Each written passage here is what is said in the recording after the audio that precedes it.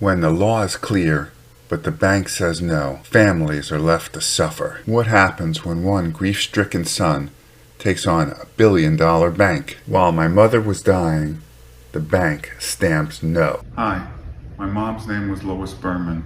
She was 85 years old, living in the city of Tamarack, Florida, when she was diagnosed with a very deadly kind of brain cancer called glioma. My mom did everything right. Of course, she had Medicare coverage.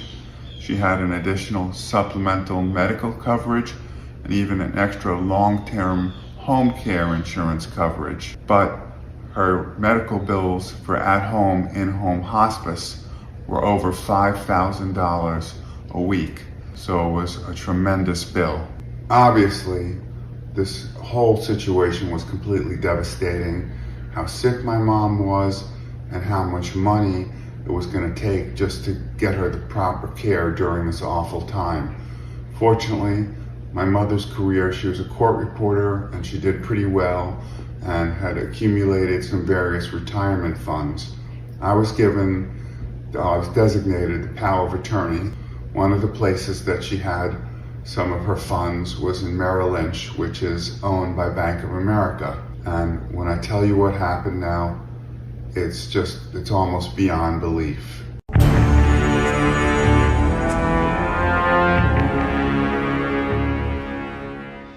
I called and left 3 different voice messages explaining that my mother was very sick, going down very quickly, and that her medical bills were tremendous and that we needed to access her funds. None of those calls were returned. Now bear in mind, each time I made one of these calls and left a voice message, I would wait a day or two, hoping that it would get returned. So you're talking about 5-7 days passing and still no response. My mom was getting visibly worse the whole time. So I looked up, found a corporate number, called, explained what was going on, and they said, okay, in order to request this power of attorney, you have to fill out this forms that we have. And I complained and said, but statute doesn't require me to do that. And they said, well, you can file a complaint if you want, but if you want us to process it, you have to fill out the form. So I figured, okay, let me just do it. So I filled out this long form. I don't remember, it was like 6-8 pages.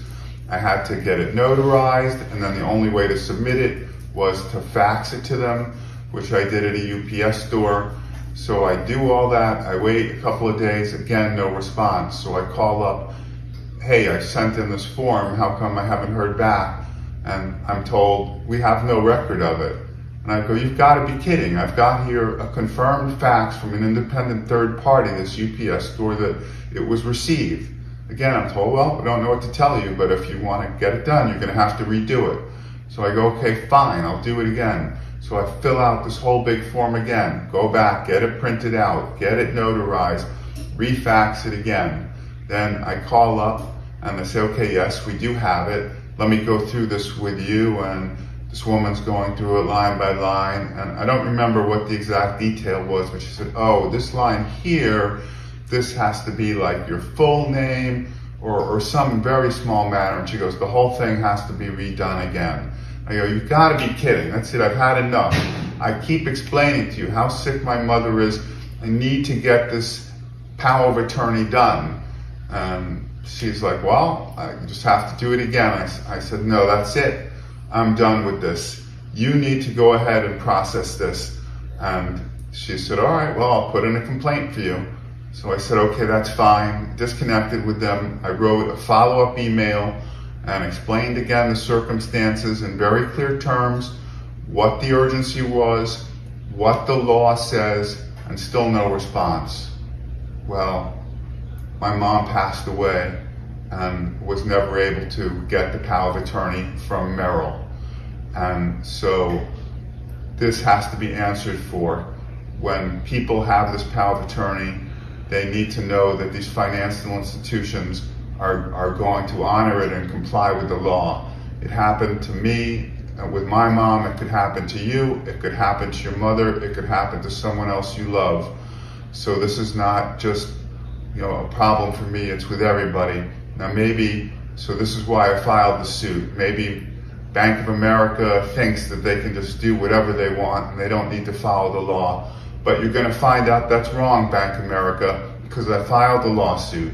And sure, you have your law firm with offices in 10 different states, and you've got your big offices in downtown Fort Lauderdale, but that doesn't matter. You're going to see that it's not just one little guy, because I believe as people hear about this, they're going to join in, and we're going to get something done here. So please, if you believe in this cause and realize how important this is, please join in, spread the word, because we're going to bring it to you. You hear, Bank of America? I'm coming for you. We're coming for you.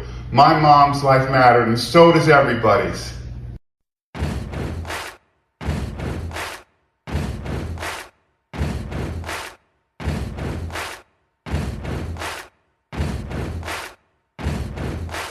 Bank of America, big bank, mighty on Wall Street, gonna break all the rules. Greedy grin on your face, your big disgrace, ignoring laws all over the place. We will stop you. We will stop you. DOA is a cold bad bank flouting the law, gonna get exposed today. You got shame on your face, your big disgrace, flaunting your mind.